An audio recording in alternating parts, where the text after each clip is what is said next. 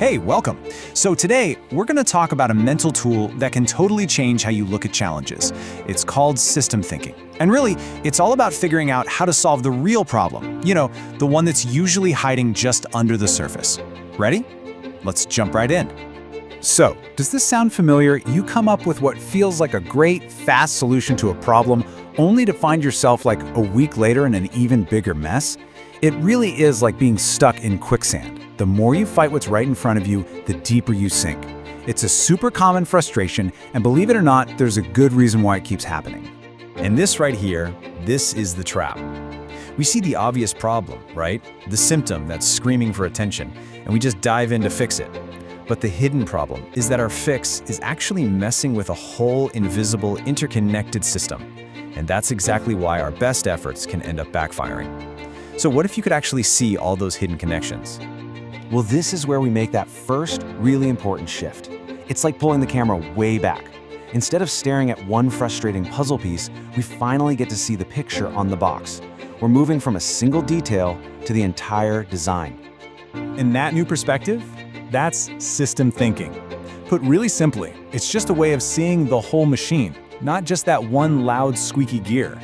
So instead of treating a problem like it's this one-off thing, you start to see it for what it is, a symptom of a much bigger, dynamic system, where every single part affects every other part.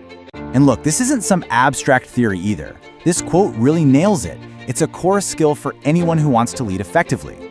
You see, great leaders don't just run around putting out fires. They take the time to understand the faulty wiring that's causing them in the first place. Okay, so if everything's a system, what are we actually looking for? How do we even begin to spot these hidden connections that are holding the whole thing together? These are the fundamentals.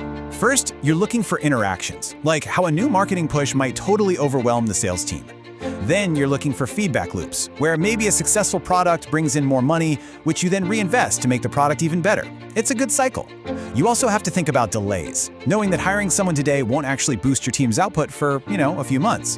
And finally, you identify dependencies, where one part of a project is just completely stuck until another team finishes their piece. And remember, these aren't just ideas. We're talking about real, tangible things here. The processes people follow, the people on the teams, the resources you have to work with.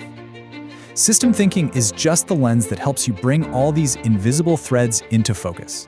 So once you can see all these hidden connections, how does that actually help you? What's the advantage? Well, it's huge. You're no longer just reacting to stuff that happens. You start operating on a whole new strategic level.